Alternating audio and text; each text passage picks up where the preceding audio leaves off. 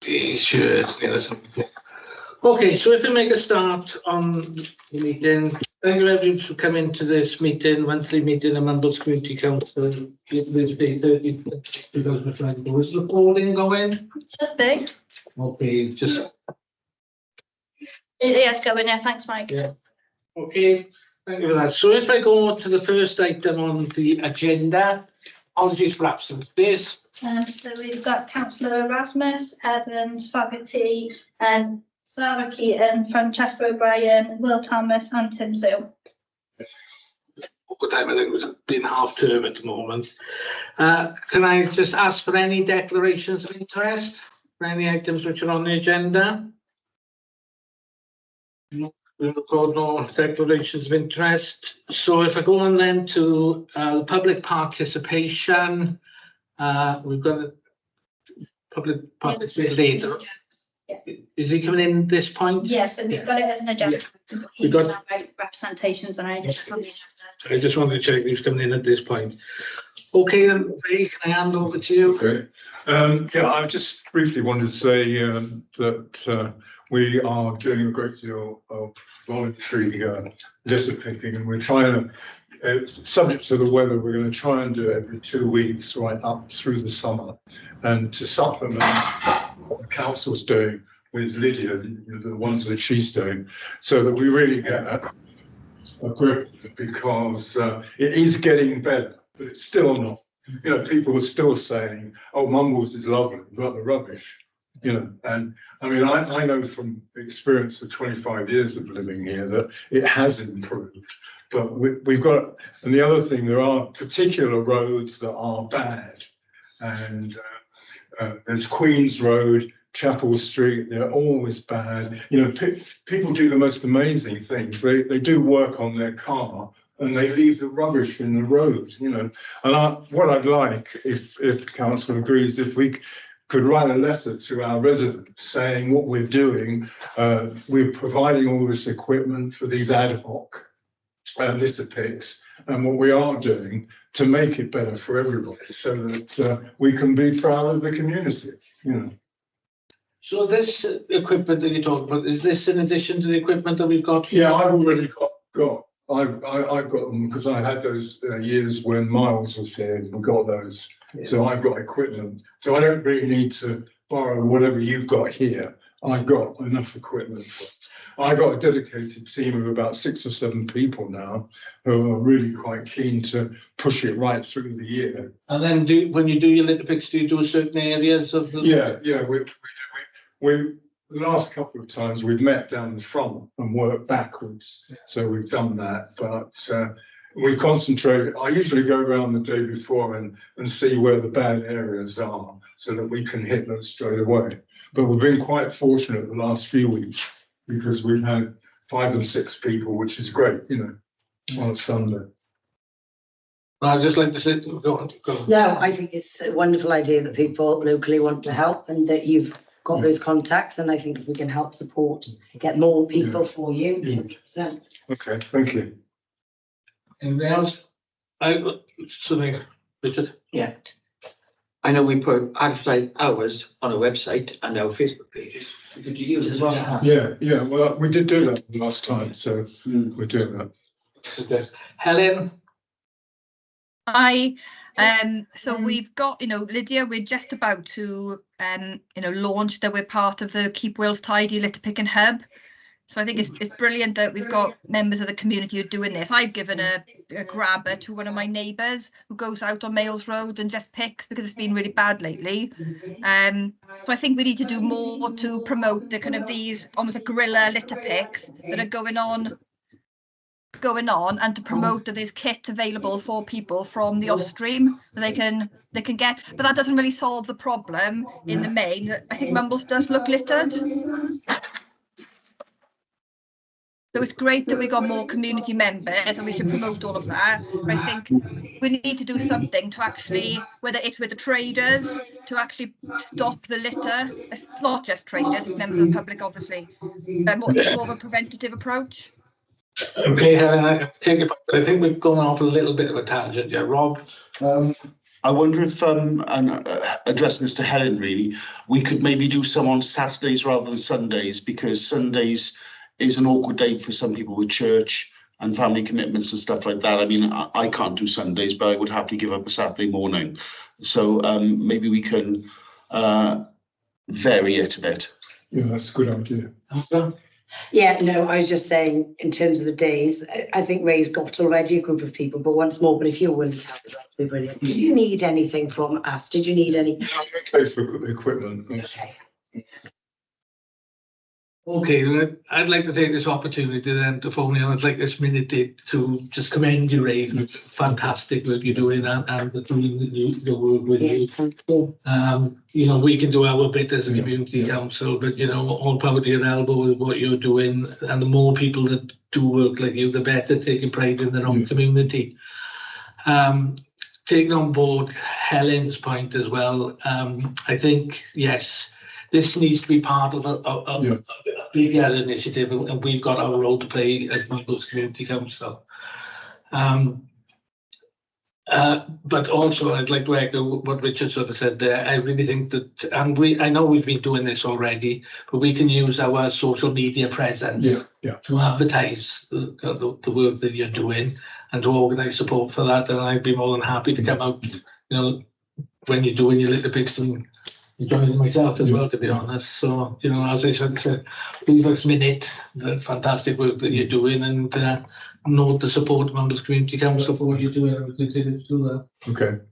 Yeah, actually, just one question. Would you mind, you and your group of people, sending us a picture of you all out doing it, and then we can put it on? I think that community feel might encourage more people to want to do the same. Yeah, Okay. make a good idea. But the letter, so in terms of an action point, you want us to do a letter? Yeah, because I think that needs to be, people need to know what the council are doing, what volunteers are doing to address the problem, which we've obviously got with the list.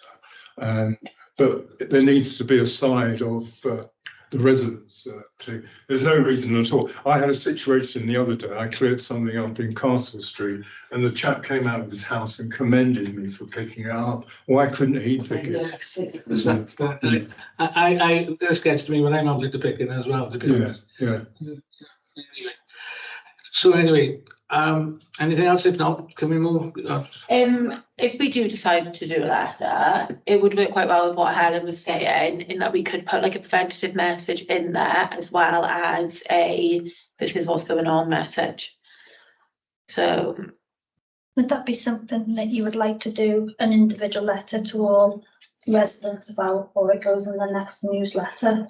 Well, I was thinking this is, you know, we could put or make a feature of putting it in the next newsletter, because litter in the area is a perennial problem. I very much take on board what Helen is saying there. There is the individual people picking up their own litter and the person, but also I really think that we've got an issue with, you know, particularly as you see down in Oystermouth Square with the bins that are left to overflow there. You see it a lot. Up by Southend, I think you live up that way, don't you? Southend Gardens, with the litter outside the businesses there. So I think it's a more holistic problem. So maybe we need to look at that. Carrie? Yeah, just it's a question really, is if we did a letter to all residents, how would it be delivered?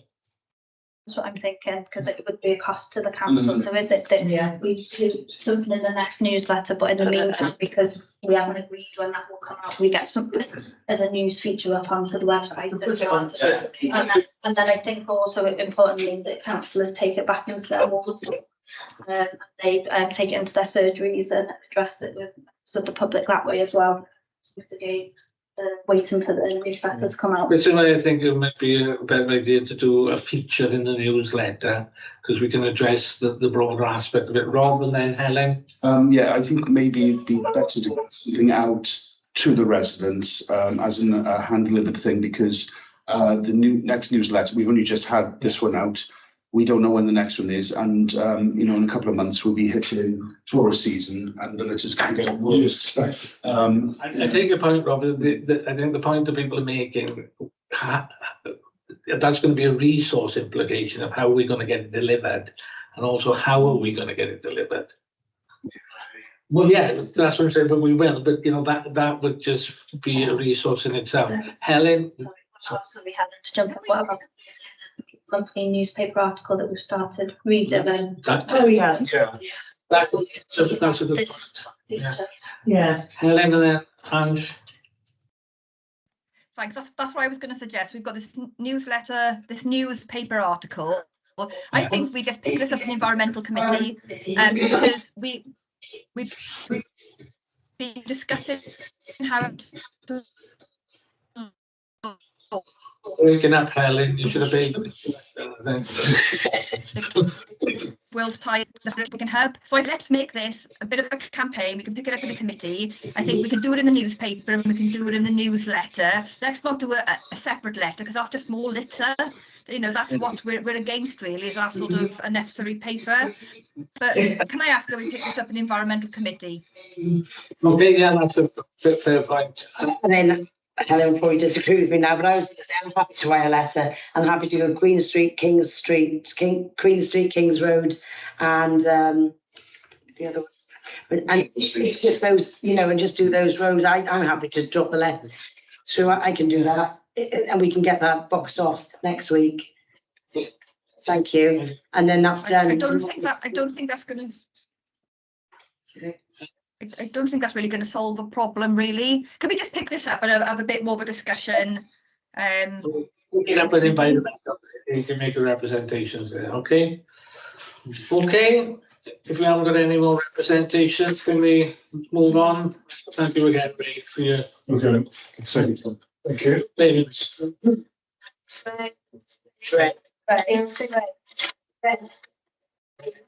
If you want to give me a call tomorrow to check anything, give me a.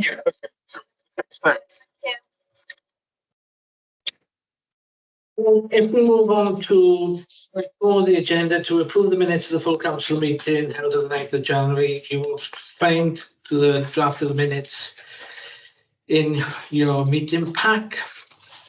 If you'd like to go through them, is there anybody points anybody wants to raise or anything?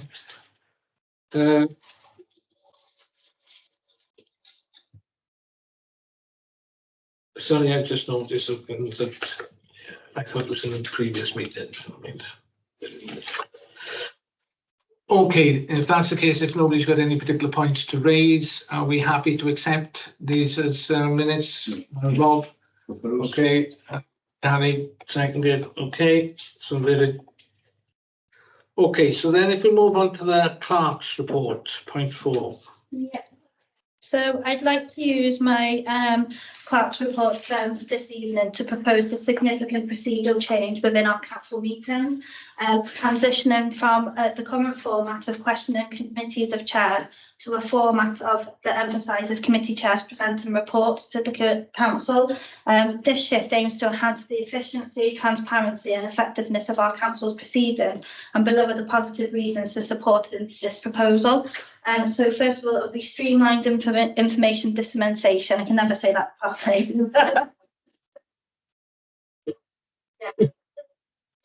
Councillors are limited to their ability to receive comprehensive updates on committees' activities. By switching to reports from committees' chairs, councillors will benefit from more detailed and structured information about the work being undertaken in various committees. It's the provision of accountability, which requires committee chairs to present reports which fosters a culture of accountability. It encourages chairs to thoroughly review the committee's progress, challenges and future plans, thereby enhancing transparency and accountability to both fellow councillors and the community. It's the encouragement of engagement, and the reports allow for greater engagement from councillors and the public. By presenting detailed reports, committee chairs provide valuable insights that can spark discussions and facilitate informed decision making. This format also encourages councillors to actively engage with committee activities, fostering a more collaborative and productive council environment. It's an efficient use of time, and the report-based format enables more efficient use of meeting time rather than spending valuable time on individual questions, or councillors can focus on broader discussions prompted by the report, leading to more meaningful exchanges and efficient decision-making progresses. But also it will help us from having agenda items where is there any questions? No, and it's just on the agenda. and also professional development for councillors. So presenting reports, offers committee chairs, it's okay, I'll do that now. Offers committee chairs the opportunity to develop their skills in regards to refining communication and presentation skills, as well as developing a deeper understanding of their committee's work and objectives. So in light of these positive reasons, I urge you all to commit to consider the proposed transition from questions from chairs to committees to reports from chairs to committees, and this will align with the council's aim to become transparent, accountable, and our effective governance. Thank you. I'd like to support this. I think as committee chairs, we get paid extra. And I think, you know, one of the things we should be doing is a report like this. I think it's good for confidence building for whoever's going to give the report. There's no minuses for me, it's all pluses. So I'd like to support it. Thank you. Okay, anybody else got anything to mention on this? It's not actually to do with this, but it seems the opportune moment if we could just note congratulations to Diane on achieving her ILCA qualification. Hey. Aye. That's not for soccer, is it? Hey. Thank you. Yeah, and I would just like to sort of speak, and it seems to make a lot more sense to me, to be honest, because then it'll be beholden on the chair of the particular committee to actually say what that committee has been doing over the month, rather than other members to question on particular things, because there's so many, especially now as we're growing as a community council, there's more and more activities going on. It's very difficult for everybody to keep a handle on everything. So then that will be, I think, a better reporting structure just in general, because this will be a forum for the different committees to report to the full council. And then any questions that might arise over that then can be asked on that, rather than expecting people to be aware of what the different council committees are doing.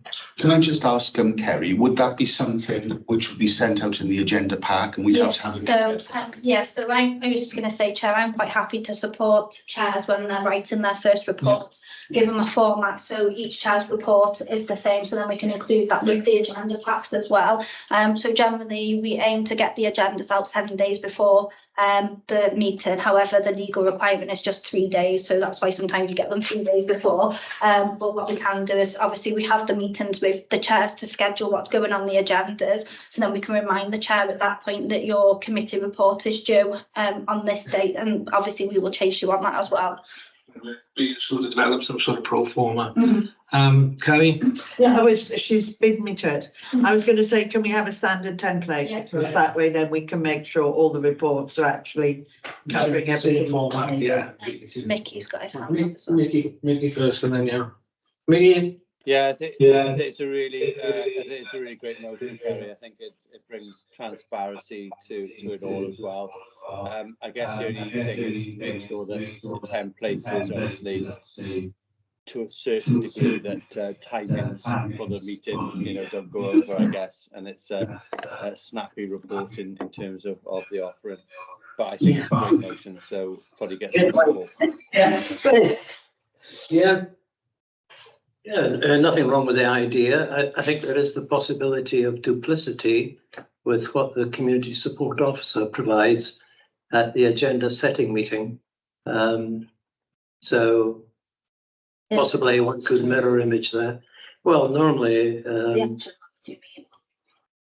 sorry. The action log, or Well, actions are a number of things. That's always shown by the community support officer. in your committee meeting? Yeah, certainly. So in your committee meetings, your action log is a log of all your previous decisions that you've made and the progress that's been taken on those decisions. So that's for the committee to track its work. Yeah. The report is that, and I'm going to use culture, coming up with culture, we've got Mumbles Fest coming up.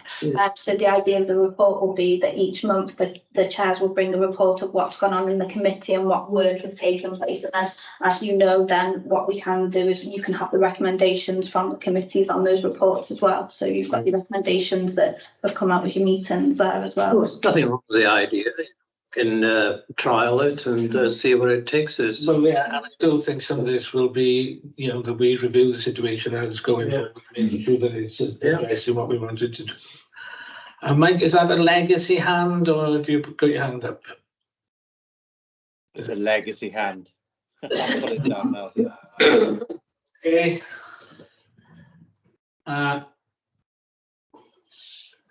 You've got your legacy hand up, yours? Up and down, up and down. Okay, any other points that anybody wants to make? If not, I think I'm happy to sort of proceed on that sort of basis. So we'll move on then to point 6, the change report. Okay. Change report for January 2024. In this month's change report, rather than going over activities or achievements that we have been involved in over the past month, I am going to use this report to address a perennial problem that unfortunately continues to dog MCC. As I go about my day-to-day business as chair of MCC, and as I walk about the community as a local resident, I am dismayed at the amount of times that rudeness and poor behaviour by members of MCC is raised with me. Sometimes these relate to not only rudeness to members of the public, but also rudeness between members that are observed by members of the public, and also rudeness to staff. Most of you around this table here this evening are experienced councillors, and really I shouldn't have to remind you that within your code of conduct that you have all signed up to, it states clearly that all members must carry out their duties and responsibilities with due regard to the need to promote equality of opportunity for all people, regardless of their gender, race, disability, sexual orientation, age or religion, and show respect and consideration for others. I am fully aware that due to the nature of what we do, that some of you will not always that some people will not always agree with our viewpoint, either individually or as a council. And at times this might result in people being rude to us, but that does not excuse in any way being rude in return. Additionally, as a corporate body, we are not here to always agree with each other, and a healthy council must be able to host robust debate. We should, though, however, be able to disagree while still being civil to each other. It is not the place of this change report to try and ascertain the veracity or otherwise of any complaint of rudeness. But considering that these are not isolated incidents, and bearing in mind the old adage that if people perceive something to be real, then it is real in its consequences, then it should concern us all that this is seen to be a problem for MCC. I am under no false illusion that calling this issue out in this chair's report will solve the problem, but I simply cannot see the benefit of ignoring it or sweeping it under the carpet either. This is an issue that reflects on us all, and as such we all have a role in addressing it. Rudeness is not something to be admired, and it should certainly not be confused with assertiveness. Assertiveness can easily be achieved without recourse to rudeness. We all, as councillors, have a role to play in ensuring that the council is not brought into disrepute. So when any one of us encounters rudeness by MCC members during meetings or on any other occasion come to that, we all have a duty to call it out. I know that historically in MCC, there is what I would call there is a tradition in MCC of what I would call charitably forceful characters. But this was very much in the past when MCC was a very different entity than it is today. As we expand and take on more responsibilities, it is vital that we also improve our professional approach and standards. And what was acceptable in the past certainly is not now or in the future going forward. Okay, that's my change report for this time. Okay, any comments? If not, then we'll move on to 7, waste in Mumbles. Kerry? Yeah, so obviously Ray has been corresponding with me. Mr. Jones, who's just been in public participation, who's now left, has been corresponding with me quite a lot about in regards to the waste problem that is in Mumbles. Obviously, as the new rules state, a member of the public can't participate in what's on the in the agenda if the item they want to speak to is not on the agenda. So that's why it's on the agenda, so he could make his representations. I think we just formally minute that this is going to be picked up. Unless anybody else has got any other points to make. Okay, I think that's right, and I think it'd be good that the Environmental Committee pick that up going forward. Okay, financial report of January. Proposed to retrospectively approve payments made by the RFO for January 2024. Yeah, no, so it's all in the pack, you can see that. So I'm happy to field any questions on that, if there are any, but also just to let you know, the RFO will be attending every quarter to provide updates on the reports to everybody. Anybody got any questions on this?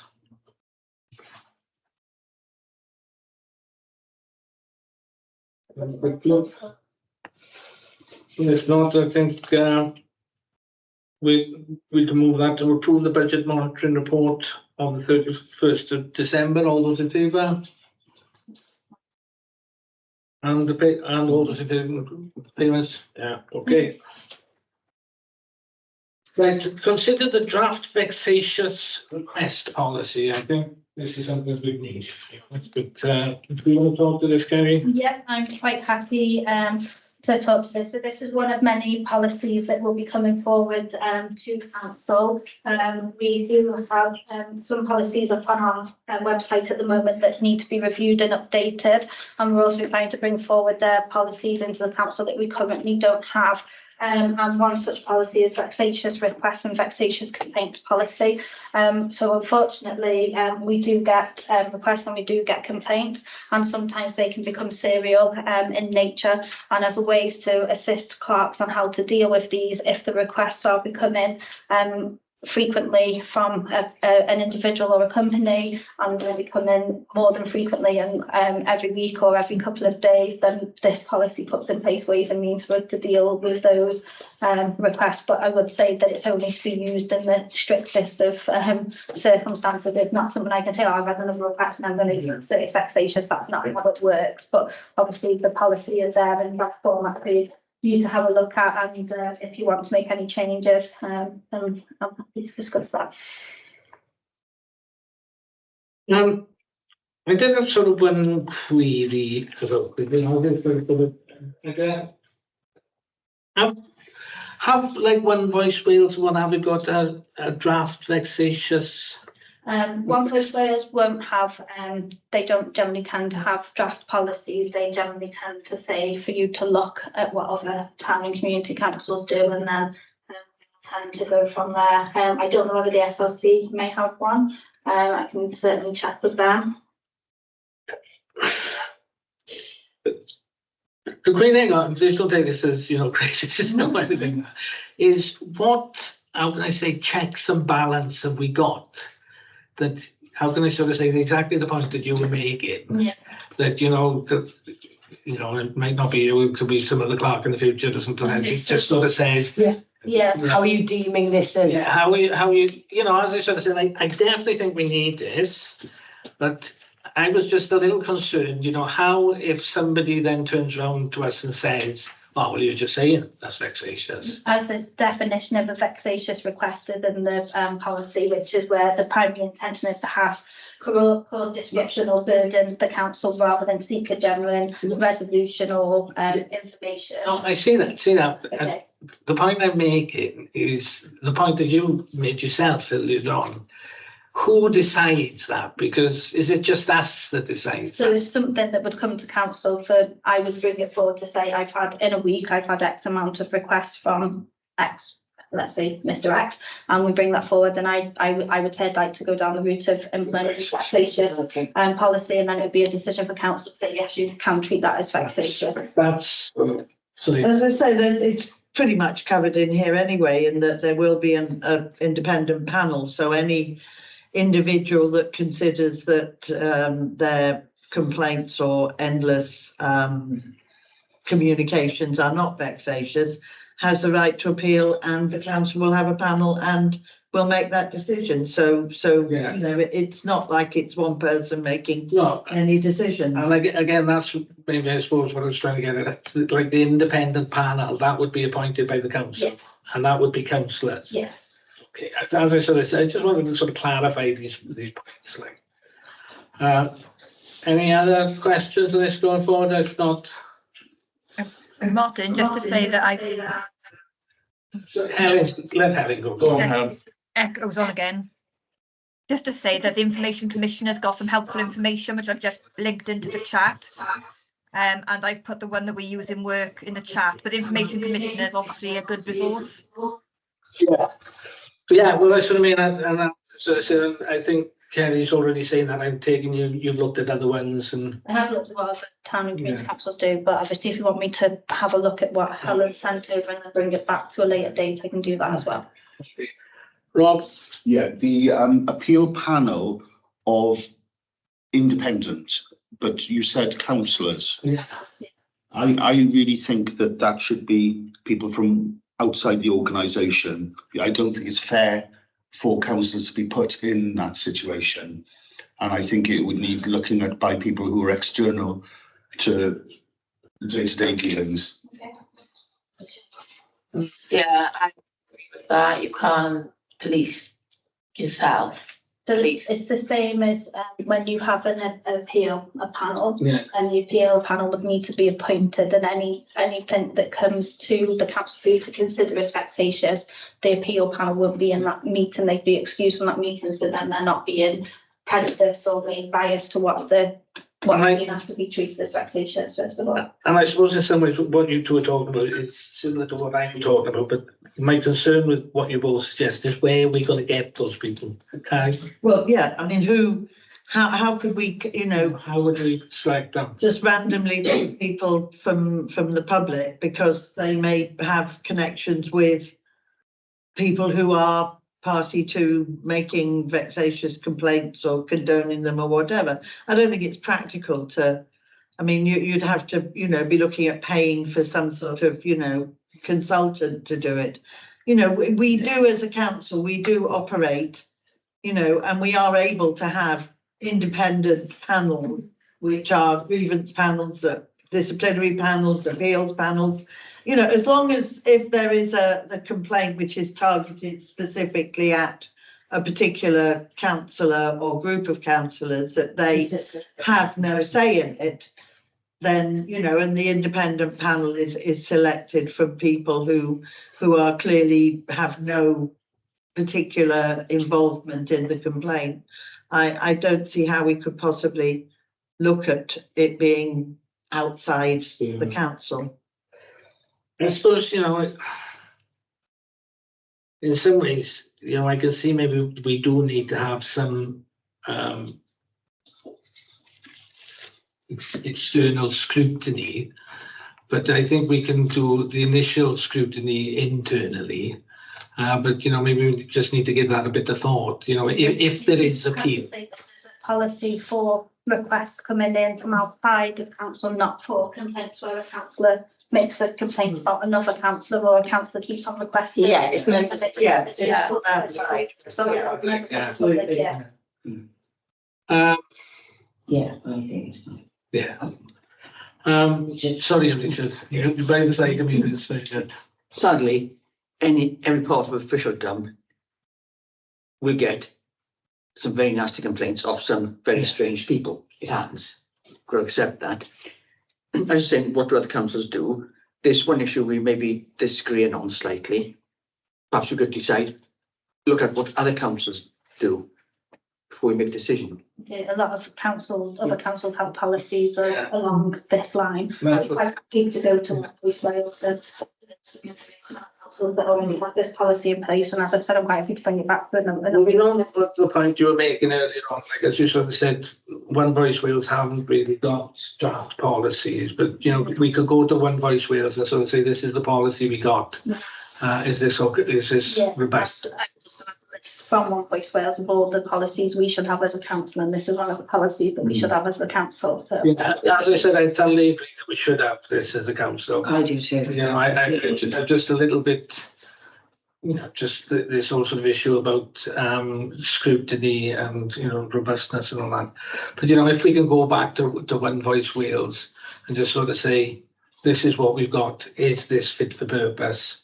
And then if they've got any concerns, I'm sure they will flag it up because they know what these policies are like all over Britain.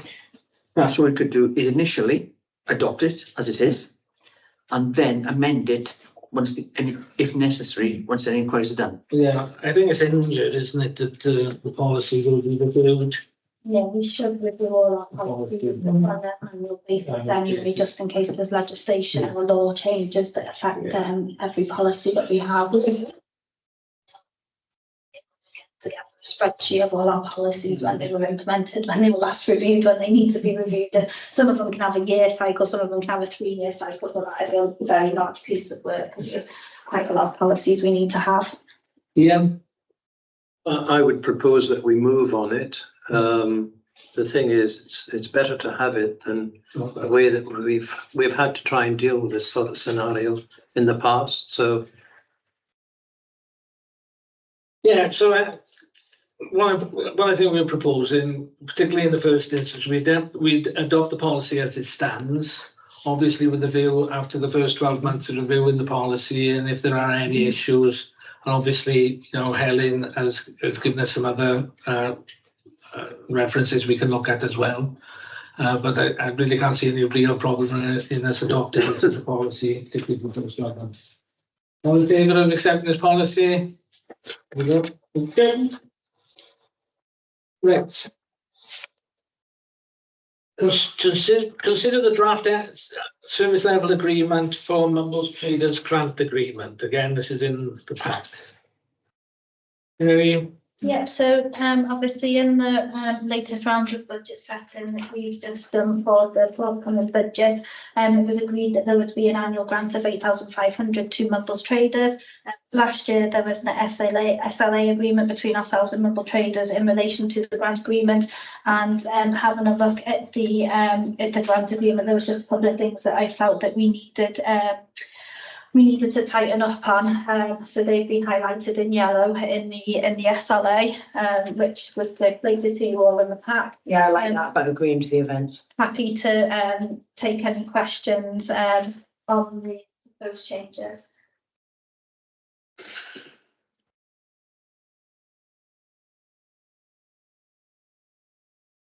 Just to say, I think they're eminently sensible. And I think they're things that, you know, we should have, you know, thought about and made sure went in the first place, because, you know, we are very, very bad at actually following up on money that we give out. And it's something we need to really tighten up on and really work on. We never have a clue what money's actually spent on when we give someone a grant. Jump it back there if that's okay, Chair. So unfortunately the last finance committee wasn't core, it was at Chair Finance, and we had a review of the policy, of our grant funding policy going to that committee, which if it would have been core, it would have been coming to council tonight for recommendation. So that's now being pushed back to the next meeting. That being said, Diane's role has been changed to accommodate that when grant funding requests come in, there'd be a chat to make sure that all the information has been submitted. We've set up a tracking document, so when they've been when they've been through the committee, what the recommendations were, what the recommendations of council were, when the payment was made, and then when they've been chased for their reports, and when we have their reports back. So all of that is typed. Yeah. Okay. Helen?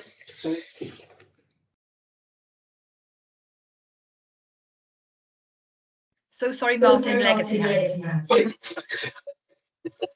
Kept us waiting for that one as well, didn't it?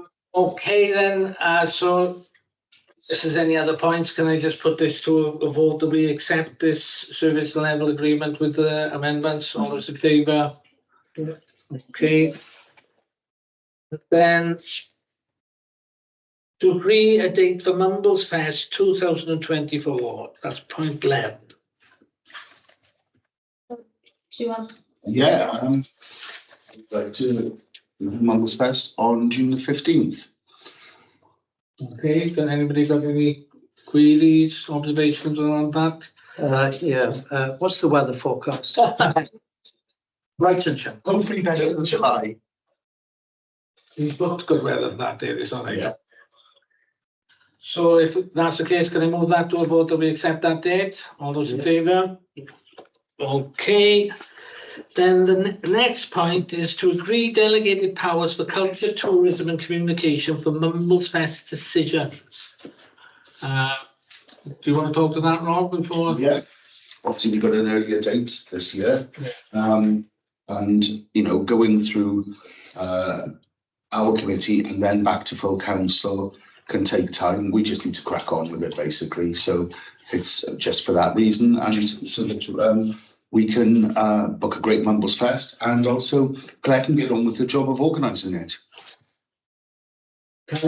Yeah, I mean, the usual question which comes up every year is why is it we're halfway through February before we're even thinking about planning it, when we've known about it for some time. Just to point out that we do have financial regulations at the moment which actually allow for committees to spend items up to £1,000, and expenditure on revenue items may be authorised up to the amounts included for that class of expenditure in the approved budget. This authority is to be determined by the council for all items over 1,000, a standing committee of the council for items below 1,000. Why don't we just implement that? So anything that's going to come to over 1,000 comes back to full council. Anything else is agreed through the committee, but there does need to be, I would suggest that, and this I think should be for every council, that you do have to have a minimum number of councillors at any meeting where expenditure is approved. And I would suggest you really need at least 6 people in a committee. 2 or 3 people, really, it's not actually representing a decision that could be considered to be representative of the council. But if you've got 6 people at any committee, then I don't see any reason why they shouldn't be able to approve expenditure up to £1,000, just so long as the RFO is involved in that decision making and all the relevant paperwork is provided. You know, there has to be quotes, there has to be invoices, there has to be clear information about exactly what that expenditure is for, and obviously clearly itemised in the budget from which it's going to be taken. Can I just come back on that? Okay, quickly, Rob. Sorry, Ange. Yeah, I mean, there are certain decisions, like staging, which costs considerably more than £1,000. Those are already delegated to the RFO. He's talking. Yeah, exactly. But we don't need to say it. Well, I am saying Let them it, speak. so I can explain what I'm saying. There are, as I said, you know, things like staging, marquees, toilets, portaloos, security, all these decisions, you know, hire of artists and stuff like that. All these decisions, I mean, you know, let's face it, we've put on a really good Mumbles Fest every year we've done it. And I just think this sort of micromanaging by full council, which we don't need to have, we've got a matter of months away. We're limited to when we can get a date for Mumbles Fest, because we also have to see what city and county are putting on and make sure we're not clashing with big events like the air show or fun runs or triathlons and stuff like that. There's also the arena to think about as well. So, you know, that's why our booking a date for it is later than, I would say, most of us want. We can't announce next year's Mumfest at this year's Mumfest, because we've got to check all these things to make sure that there aren't clashes before we can do it. Now we've got a date, we need to just get on and do it. And I think the full council needs to have trust in us to do something like this, rather than just look for problems. Okay, I don't want this to turn into a It's not. discussion between just you. We'll bring in Ian and then Angela. Oh, was I going to say something? I thought you were, sorry. One question. What is your quorum number on the committee? Oh, what is, it's 3, is it? Right. Gary was looking for 6. Yeah. So how many do you have on the committee? Me, Martin, Richard, Angela, Vicky, Rian, Tim, and Tim. Okay.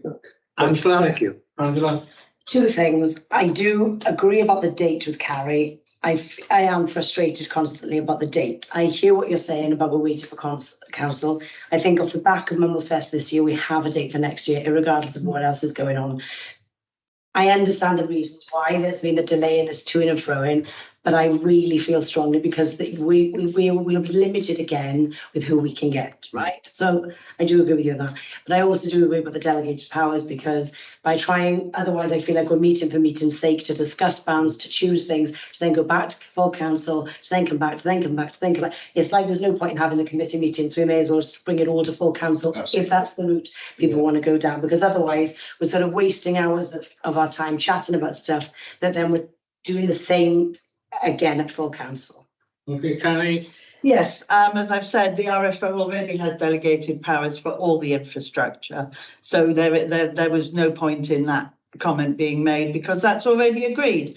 The RFO is responsible for paying and has delegated power to pay for marquees, security, fences, toilets, all the rest of it. All that we're talking about is the artists, and most of those artists will be, one hopes, less than £1,000, and therefore there is delegated powers. However, if you are looking to take on an act that is over £1,000, then I think legitimately that has to be something that full council are all agreed on, because as we know, there have been issues in the past with large amounts of money being spent on people who the whole council are not necessarily happy with.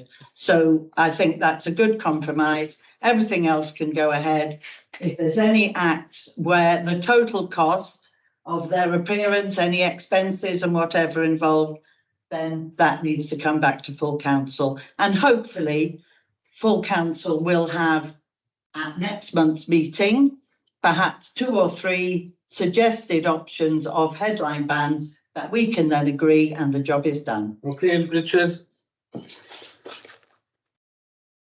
I take on what he's saying. Yeah, we could set a provisional date for next year, but in all likelihood, it'll change. But we've got a date to start with. However, this, I think, is just common sense. Otherwise, it's going to create problems. Yes, we all know there's some people always looking for problems, but I think the committee, as you know, just want to get on with it. Okay. Rob, I'll bring you in now, but then I will want to sum up things, and I think we need to move into some sort of. I just want to say, Lucky, it's the committee and the people who are around the table talking about Mumbles Fest who make it happen. We're the ones who show the interest, and we're the ones who put in the groundwork for it. I think just bringing it to full council could turn into a vote of personality or a vote of pack mentality or whatever. I just think the easiest and the fairest way for doing this is for the people who sit around the table, putting in the bloody work to make it happen, are the ones who get to be able to call this. We haven't got much time. We work with Kerry, we work with Paul, we work with Claire. We work very well as a team. And I just think less interference and we'll get the job done very well. Okay. Harry, I'll bring you in. Yes, I do take exception to the suggestion that full council is some sort of pack or that it's individual personalities. Individual personalities are far more likely to be present in a small committee than they are in a council of 18 people. So I'm sorry, that is just complete nonsense. Okay. Ian? I would just like to say it's worrying when it would appear to me that it's diluting the authority of the committee. To be perfectly honest, I don't have an input into the Mumbles Fest. And, my trust is in yourself and the committee. And I think council should have that faith in you. Bringing things to full council, other than having a special meeting, is a time delay factor. So, okay. So I think people have made their point of view. The only concern I particularly got here from a governance issue, and this does relate to a point that Carrie made there, and I would look to Carrie here for guidance on this. Where would we be, because obviously we have got financial procedures that we need to adhere to. Where would we be if, we were open to scrutiny, if a payment of over £1,000 was okayed by a committee like that? Okay, so if you delegate powers to them for all decisions tonight, then that supersedes your financial regulations because it would be minuted that that's what you've decided to do. However, if you only agreed that they have delegated powers to spend up to the £1,000 and then anything over the £1,000 has to come back to council, say a payment was approved that was over the £1,000, it would be classed as what's called an ultra-fire expenditure, which is unlawful expenditure. But this, what I'm worried about, if we delegate that, okay, this is a hypothetical situation. Say they decide to spend £12,000. Exactly. Well, that's because if we. no, but the RFO or the clerk would come in. Good God, I don't think that would happen. That is I'm just thinking, what we're opening ourselves up to. That's all I'm just worried about. It's worth noting that we are still running ourselves to a budget that is already approved for certain events. So, we're not going to go out and do anything crazy. And I think if any one of us had doubts, concerns, or, what do you think? This is my opinion, your opinion, but should we bring this to the table? I think we're sensible enough to actually think, actually, we're a little bit on the fence about this. What do you all think? Haven't seen Mumbles Fest committees in action, Martin. I would hope you would see that it's a very friendly, transparent and inclusive process. As I said, I'm just worried about the procedural point of view, and if, Audit Wales or something like that turns around and sort of say that we haven't followed procedure. Kerry's just said we would be. As long as it's minuted that you're delegating power, that is completely fine, but you have to specify very specifically in the minutes what you're delegating power for. So if you agree to go with Carrie's compromise of that, yes, you have delegated power, the delegated rules for expenditure and making the payments is already in place because Paul already had that prior to myself coming, and you've already agreed a scheme of delegation in the last meeting for what myself and Paul can both do within ourselves. Then obviously the committee can go ahead and start planning the event, get everything sorted, and you can start booking the smaller acts up to as Carrie suggested, the £1,000 limit. Anything for the bigger acts, the headlines maybe does have the input of full council. That is a decision for those council members here this evening to decide, or you decide to go with what's on the agenda and they have delegated powers, and that's why you facilitate the discussion for you guys to make the decision. And the problem is with headline acts is, if you find out they're available to you, say we are, and we say, well, we've got to go through another committee and that could be 3 weeks away, we lose them. Or is it worth just delegating the powers but increasing the amount so it's a different amount? I think it's easier just to go with Kerry's proposal. Okay, can I bring Helen in and then Hannah then? Did you want to come in, Hannah? No, I was just going to say, in the past, how much have your headline acts been? 2.5 was the most we paid for the act. We had to pay accommodation on top of that because they came from a long way away. Yeah, yeah. So, it's never been more than 3.5, which is cheaper a headline act.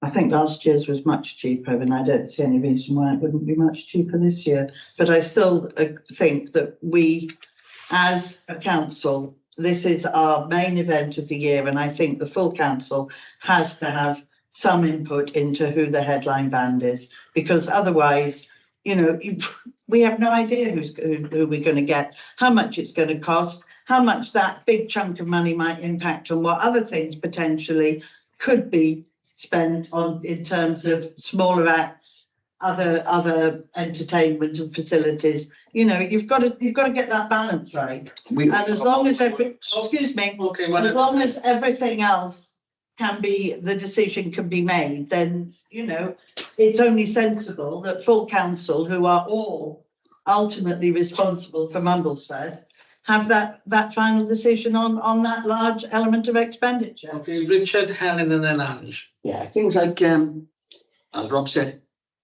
you contact the headline act, yes, we're available. By the time we get back to the committee, oh, sorry, we're busy now. Yeah, we've had a gig.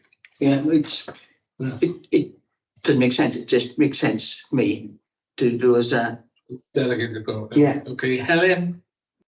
Sorry to change my mind all the time, Martin.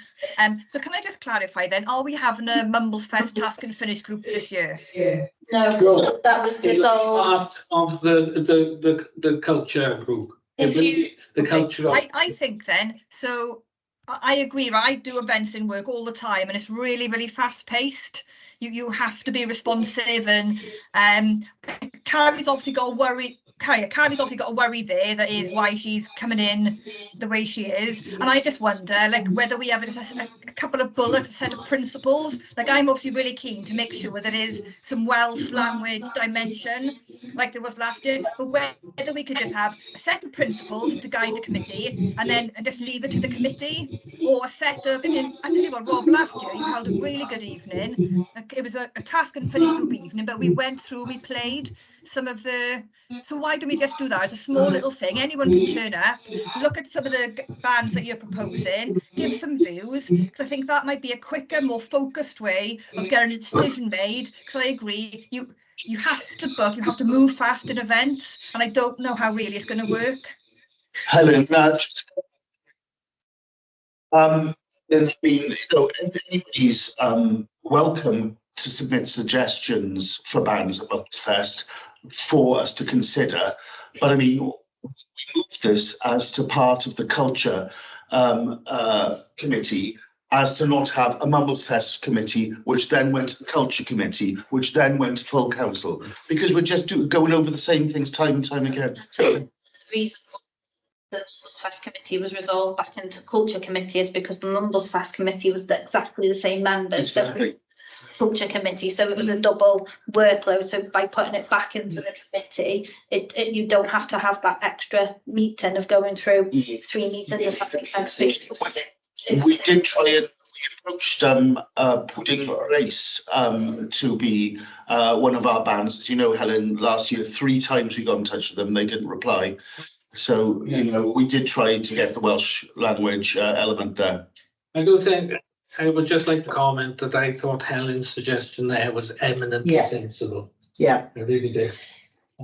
Well, off the back of Helen's suggestion, but without doing sort of a separate meeting to add extra work, every single person in this council, including Diane and Kerry, everybody is entitled, even members of the public that are online now, please email us with suggestions of bands that you like, bands that you've seen locally, further afield.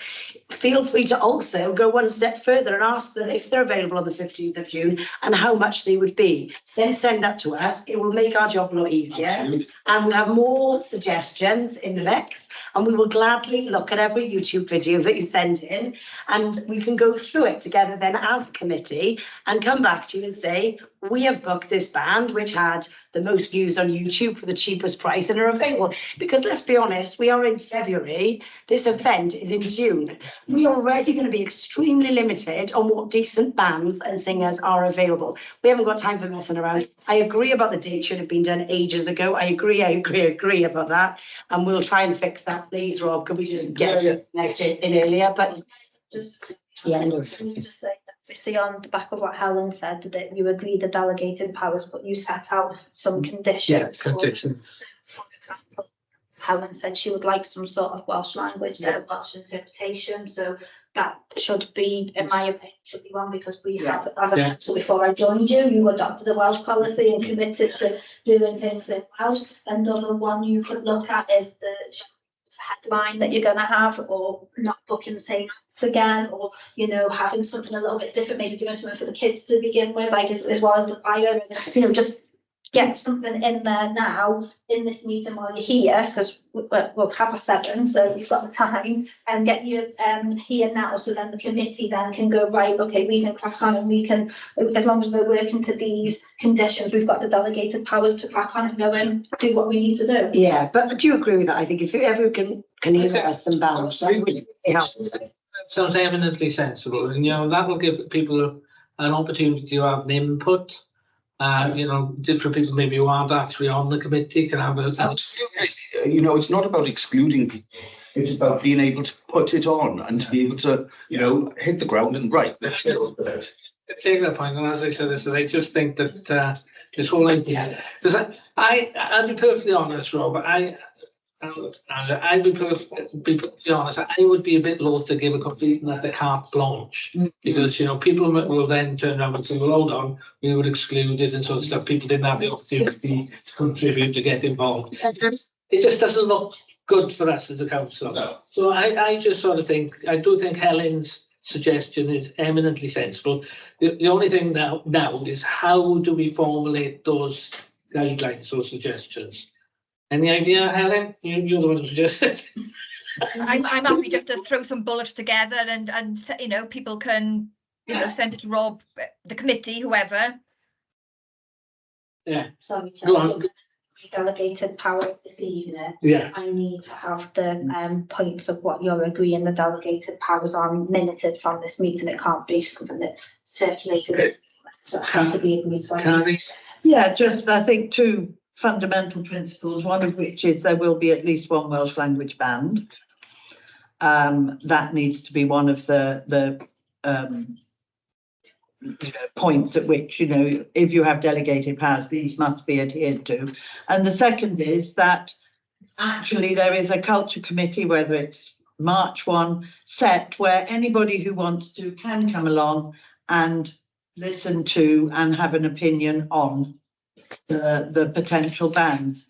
Doesn't have to be a separate meeting. It just has to be that's the time when some acts are going to be selected, and anyone who wants to or who has submitted or is interested in can have an input into that. All right, we wouldn't have an ultimate vote, but at least then we would have had the opportunity to express some interest in the different bands that are being selected.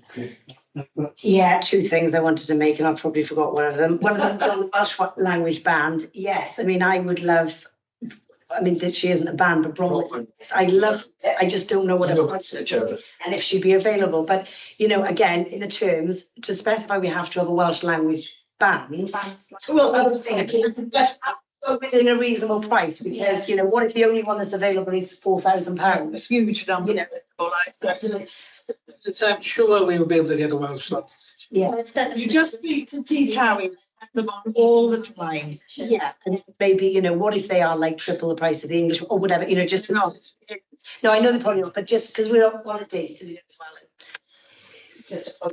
And also, just remember, all of us were welcome to go on any single committee we wanted. At the beginning. Okay, Yeah. Okay, we were saying about Welsh language band, but instead of just having a quota, like we just said, let's have a black band, let's have an Asian band, yeah. However, I would say a Welsh band if possible, because we don't know what the price is, because we want to pay each band the same amount, apart from the headline band, and then we could be putting ourselves into a straitjacket. Yeah. We will endeavour to look for a Welsh language. No, I think we have to, as I say, if you speak to Tea Towie, they book Welsh bands all the time. They haven't got huge amounts of money. They don't pay thousands, and they have different bands on every week. But we need to first of all listen to them to make sure they're any good. There's no point in saying we're going to put on a Welsh language band if they're not very good.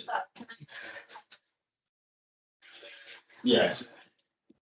Do you feel that you have had a lot of compromise in regards to trying to obtain the delegated powers? So I think there needs to be a little bit of compromise back, and that it will be, yes, okay, we will accommodate a Welsh Act in the booking of what we're booking. Yeah. Again, we don't know how many acts we're booking.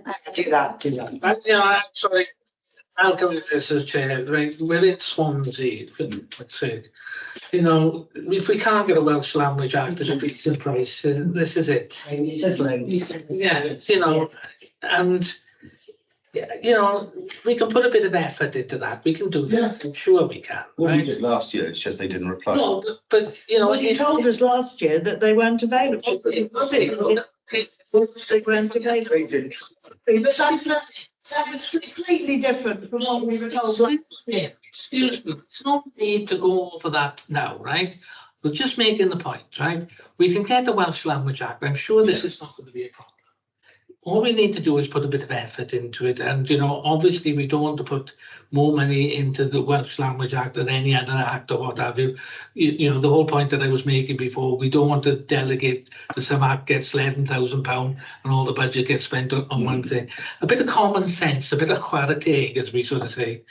As I'm sure we can, you know, and again, the point that Kerry's making there is a bit of compromise on both sides, or all the different sides that we've got here. I'm sure we can make this happen. As you sort of said, we've had many successful Mumbles Fests in the past. I think going forward, I think these points that have been raised, and they've been raised by other people as well, about, you know, representation of Welsh Language Act. And as I said, if we can't manage this in Swansea, you know, I just think I think add it in. We will manage it, and if we don't, we'll all come together and we'll back it.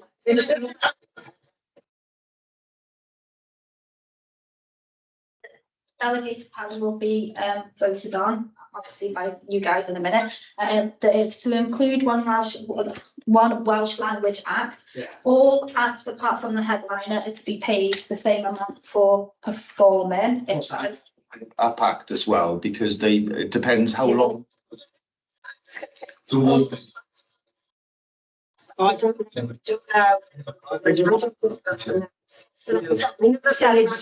some groups might have 3. Introduction, people who were just. Yeah. So do you want to set an amount that the headliner act is to be paid no more than? No, because we need to look at that. Well, We've got to see what we can get first of all. yes. Again, I don't suppose we want to go over a certain amount. No. Do we, you know, what's the most we've paid in the past? 2.5 plus accommodation. Sorry, sorry, this is a new question. In terms of the acts we have, and this is just because I don't know, is there like a criteria? Are they local? Are they Welsh? Like, I don't mean that on language, I'm just saying, Yeah. what do you make your pick on? Try to, in the daytime, support local bands, and a lot of those have been Mumbles bands. Yeah. Mumbles and surrounding district solo artists, like guitarists, singers, songwriters, sort of things. We don't have an official criteria for the headline act, but what I've always said is I wanted to be somebody who people don't see or can't just see in a Swansea pub or something like that, and not use a local band as our headline act, because if we do, then you're going to get another local band saying they did it last year, when's our turn to do it? And we've already had that with some of the local bands we've had who said, well, we've done this now 2 years in a row, we should be higher up the order. So we don't want to create problems for ourselves with things like that. The only question I would like from all this, I think you have to trust the people who are like, I really do. But what is like the mission statement behind Mumbles Fest? Like, is this something that we all agree on? Like, is it a festival for local people, which is introducing local acts, or is it a festival for local people introducing like nationwide music? Like, what is there? Do you know? Yeah, no, I do, and I don't think we should limit just to Mumbles only. We can have Mumbles talent, but have other talent too. I think we might just do it every year. Yeah. Please. What are the times? So who's going to talk first? Well, you were in the middle of talking. Yeah, sorry, no, that's the only thing I would like to see. Like, if like in the next meeting we could board, like, I don't know, there's something which says like, this is what Mumbles Fest is for. this is what we want to promote. So is it like a family event? Is it adults in the evening? Are we looking for children's acts in the I day? can answer that for you now because it is a family event. In the daytime, we have lots of children's entertainment as well. Like we have the circus up on the hill, we have bouncy cars, painting, we have various children's entertainment. Plus, there is music all day for them to watch as well. We have the school's choir, so some of them will be singing in that as well. The idea of the evening, it's an adults thing. I mean, there will still be some children there. Lots of them have run round and are worn out by 6 o'clock. And then it's a serious party in the evening sort of thing. So that is what Mumbles Fest is. It's a locals plus anybody else who wants to buy a ticket and turn up. We have advertised on radio, so we've had the Wave doing it with promotions. So we've had people from all over Swansea come to it. It's predominantly local people. And what we want to do is give them a good date. It's not to showcase bands as such, but it's just, you know, there's a popular local band people like seeing. Right, let's try and get them on. Dan Stockton, we've had a few times. He's from Sketty. He go down really, really well. So we know that people are going to enjoy him as well, and people have really commented on him. And then in the evening, have a headline band, which people are going to enjoy, and get people dancing and partying. Okay, I think we've got the sort of general overall ethos of Mumbles Fest. It is predominantly local acts. We've got sort of child and family in the day, more evening thing and the thing. I think we've agreed that we're going to have a Welsh act as well. The only other criteria I see that we really need to define now is in relation to the headline act. And, you know, whether we're going to have a criteria of a maximum amount that we're going to spend on that act. And also if there is going to be any criteria about them being Welsh or local in some way. I don't think we can put that on a headline act, Mart. All I'm just opening price, but I don't think we can say they've got to be Welsh or local. Okay, I'm just opening that up to consideration. If people say no, then that's fair enough. Richard, Carrie. I don't think we need to put any rules in that, because on the committee, the ones that are on it, if it's too much, we're going to say no anyway. Exactly. Okay, Carrie. Yeah, I think we should set a condition that we are not, you know, hiring someone for whom we have to pay huge amounts of money for their expenses and travel and accommodation. We have large numbers of Welsh bands or just over the border. Bristol is a huge music scene. There is absolutely no reason why we should be paying huge amounts of money. We ended up paying £800 one time for one night for a band to come down from Newcastle. That's a waste of money. It's pointless. We've got loads of really good bands within travelling distance. We can pay travel expenses, but we're not paying overnight expenses. That's not for you to decide. Rob, We're leave not. leave it there, right? We're getting all over this. I was quite fancying the idea of massive attack. I mean, I do agree that I think a lot of bands, they might say that they expect their travel paid for, but I don't think they expect it by accommodation. So They should budget that within their cost that they give us. I don't think we need to pay for accommodation. I think that depends on where they come from. And, you know. I think you'd budget. London. We don't want to travel back the same night. I know, but they probably make that within their cost. Okay. okay, well, Can I just say, I do really object to people saying it's a waste of money to pay an accommodation bill like that for an act which went down incredibly popular and last year. it's time that's going over milk like this, right? It's just getting us going. I try to take things forward, Jürgen. I'm just going to say, so we've kind of digressed from. Yes. Was on actual agenda. Obviously, if we're going to agree delegated powers, then we've agreed to go down the route of saying that there will be terms attached to those delegated powers. The first one you've got in place is the Welsh Language Act, which you all agreed on. So if you want to take it down the route of a limit for the amount that the headline acts passed, let's take it to a vote, because we've been on this now, but actually let's just go and agree with that, and this was. Yeah, thanks, Kerry. I definitely think let's just kind of move on. I've put some very draft start for 10 principles in the chat bar, and we could agree the upper limit for the headline act. And let's just get over this item. Yeah.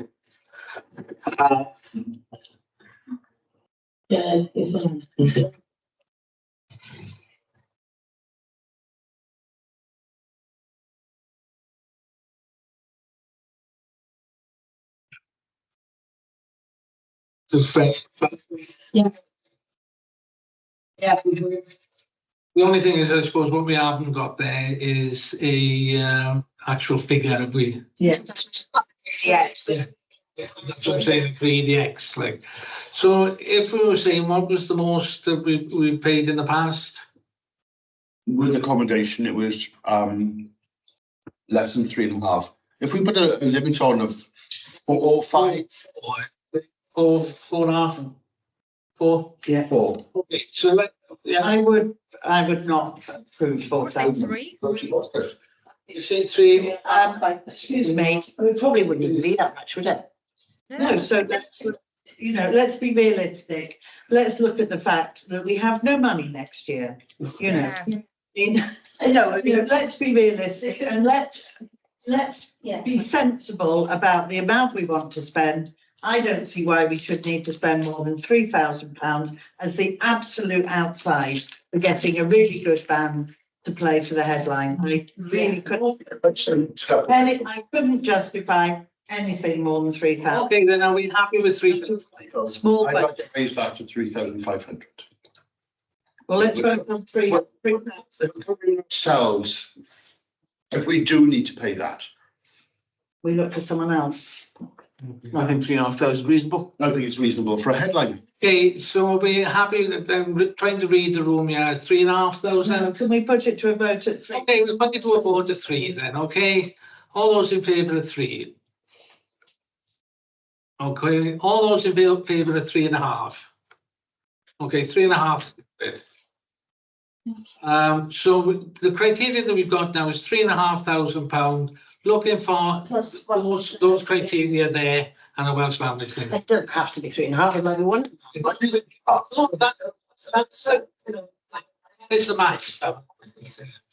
And are we going to put the accommodation in there? Because that seems to be. Well, no, it's 3.5. That can be accommodation. You know, if they can come down and do the accommodation and all that for 3.5, that's up to them, right? Yeah. The budget is 3.5.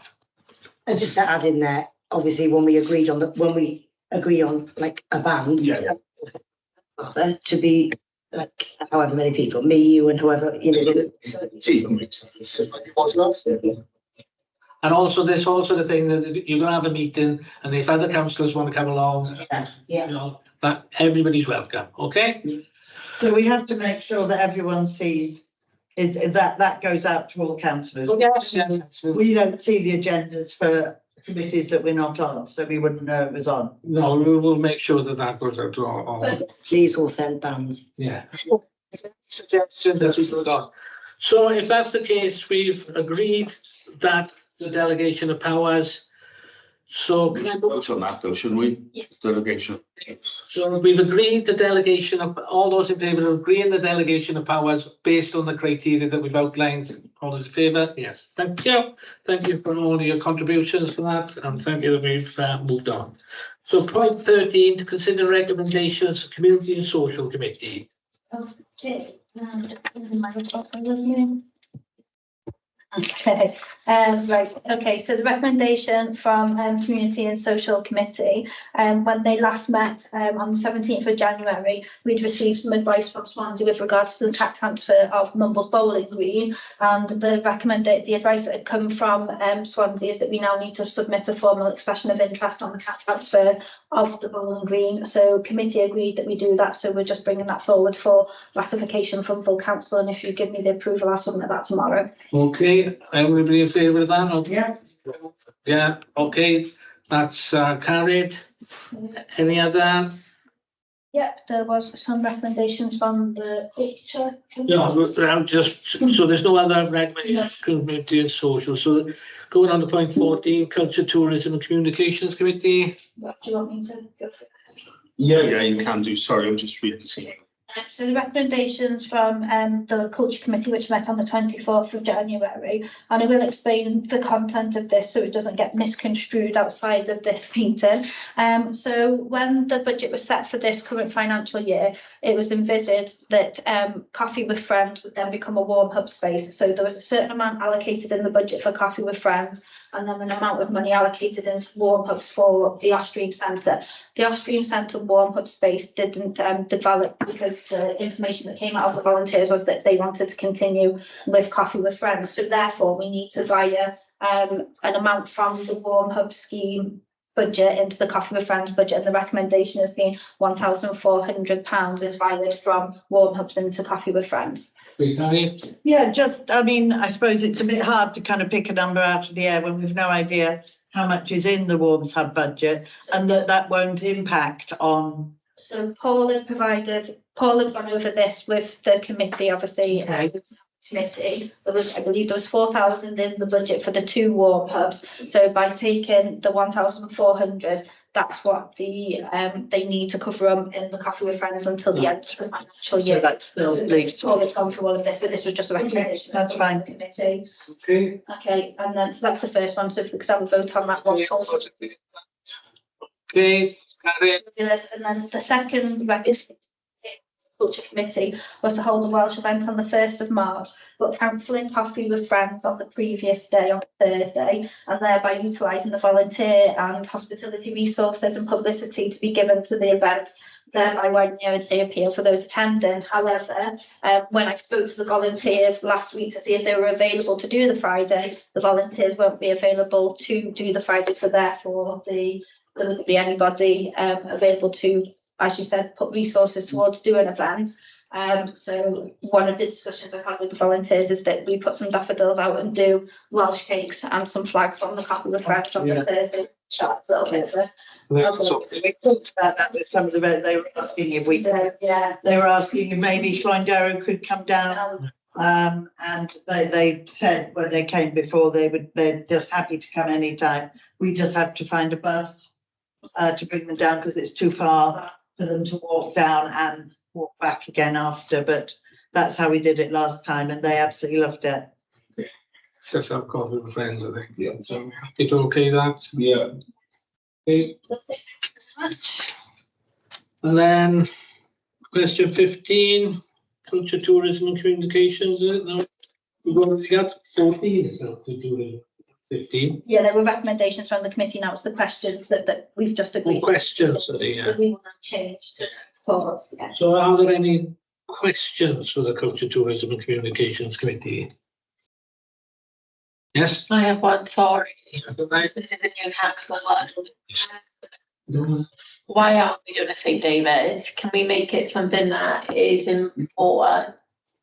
Basically, because we don't have the money. We did it for something to David's Day this for the this year, but as you know, with the budget, everything's been slashed. That was this year's budget. It's in. Oh, Budget. oh.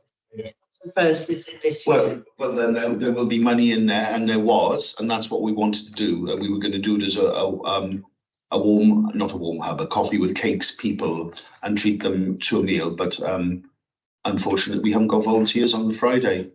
The other problem with it, I mean, there's been suggested about dragon parades, which we've done in the past. Yes.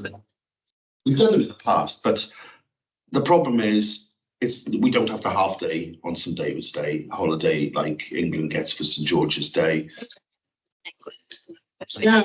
Solution. Yeah, but Just, we used to, when I was a kid, we used to have a half day on St David's Day, and go off and do whatever, usually a jungle sail in the village hall. So Wales want a half day holiday. The kids can't come down until after school, and on a Friday, it's on a Friday this year, St David's Day, you're not going to get staff wanting to give up their time on a Friday when they've been working all week. That's the problem with teachers. They're so stretched. Majority of staff in this council actually work Monday to Thursday as well. Exactly. So 2 members of staff who work Monday to Friday. Okay, Carrie? Yeah, well, this, again, why are we talking about this on the 13th of February? I mean, there was discussion. I know that Mumbles Development Trust were approached and said there was absolutely no problem in having the dragon. The schools, I'm sure, they all have parties and things on that Friday afternoon. It's not taking them out of lessons. The kids would have been more than happy, had it been organised well in advance, that they would have happily done a dragon parade down from the school down here. Well, we were told. Yeah, Rhian was keen in the last culture meeting to do something for St David's Day, of which I said I would fully support her and do something for St David's Day next year. I feel like it's too short to try to throw something together. The dragon had been mentioned before. Claire checked, was it with you or somebody about the dragon? Yes. Needed repairs and That's what we were told. yeah. It's been fully refurbished. It just needs someone taking it out and making sure that, you know, it doesn't need a bit of a dust down and a tidy up, you know, a bit of paint. Please. Right. We are where we, I think that's what we're saying is, I don't think that we can effectively get. No, I be thinking about Don't take up. Don't take up what you're going. But, you know, going forward for next year, we need to make it a sort of priority that we get something done because it's what people expect, to be honest. What about St. Patrick's Day? Yeah. It's just me.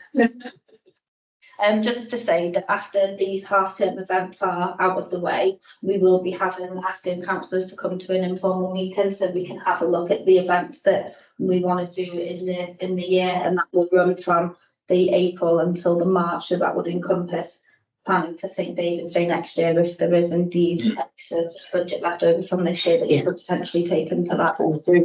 Yeah, just to clarify, there was nothing about damage to the dragon. I have a copy of the email here. All it said is we would have to arrange for someone to collect it from Robert's Garage in West Cross. Just supporting what we were told. Okay. No, you were missed. Let's go in on after this. So if we go on to point 16, questions for Chair of the Environmental Committee. That's Helen Nelson. Any questions for her? Does somebody want to ask me a question about Gardener's Question Time event? Yeah, So I can give an update, because there's no way you'll be allowed. This is why we need reports. Ask me a question, somebody. Question time. Thanks, Richard. Well, so we've got a date and a venue now for the inaugural Mumbles Gardeners Question Time. This saves me doing an email to everybody. So it's the 26th of March, Tuesday, 5:30 to 7:30 at Newton Hall. Attention all Newton councillors. We've booked the cafe and the book room. It'll seat 60. There's going to be tea, coffee and Welsh cakes out in the lobby, and working really well with Claire to get Eventbrite and promo sorted. It'll be great panel, and we're going to be launching Mumbles Buzz and Bloom at the end of that event, which will take us through the summer. Can you send us an email to remind us and give us I all the will, details? okay. I have to, all right. Annie? Yes, could I ask about our next Green Heroes event, please? Oh, you may, thanks, Carrie. And our next Green Hero, our next Mumbles Green Heroes event is the 22nd of February in Underhill Hub, 5:30 to 7:30, and the theme is all about waste and recycling. I actually can't go because I've been asked to go to a flipping conference in Wrexham, and I'm going to be away for quite a few days in work, but Rebecca's going to be leading that with Lydia, and the lineup looks amazing. Plastic Free Mumbles, Swansea City Council, and the Repair Cafe, and more. Okay. Thanks for that, Claire. Okay, any other questions? What are your travel plans? Okay. Suspended. Yeah. Questions for the chair of the Finance and Compliance Committee? How's it all going, Ian? Marvellous. Marvellous. Marvellous. I think well done to Helen for organising the GQT. It'll be interesting to see how popular it'll be. The fact that she's managed to get Sue Kent is a bit of a coup. I have made inquiries as to how much you're paying, and it's well below what other people have been charged. So well done them. Yeah, so it's 250 for Sue Kent, who's obviously on Gardener's World and is local. He lives in Caswell. And Ian has been really helpful with other speakers. So we've got Mr. Robinson, who's he's a retired head gardener of Penrice, which I got married as it happens. And he's chair of the Mumbles Gardeners Club. And we've got Tavion Davis, who's the head gardener with Klein, and others. We've got a bee expert, a tree expert. We're hoping for a veg expert. But thanks, Ian, you've been really helpful. And Carrie with Tavion and the bee. You know, everyone's really pulled together. Okay, that's great. Thank you for that. So then if I go on. Just ask something. Yeah. Helen, would you like me to try and get in touch with Hugh Richards as the veg expert?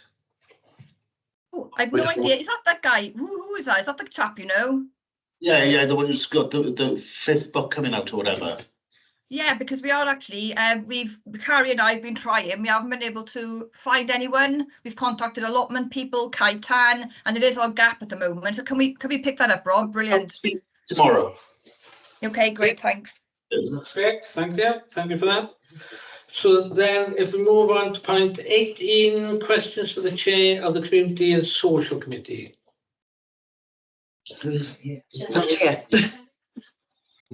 Richard? No question for him.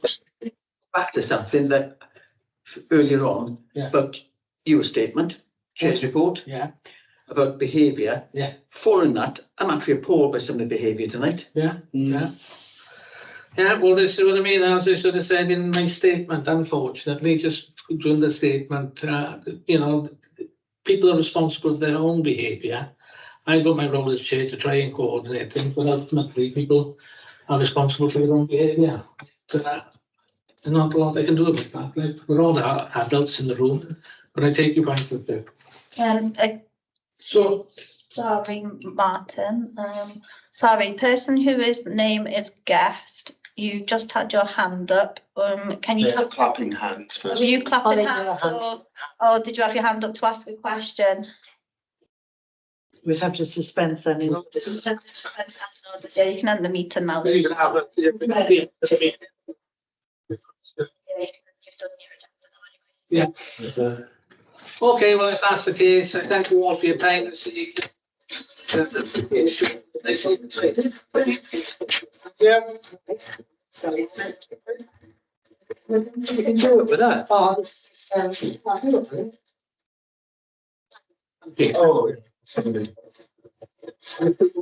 photograph here.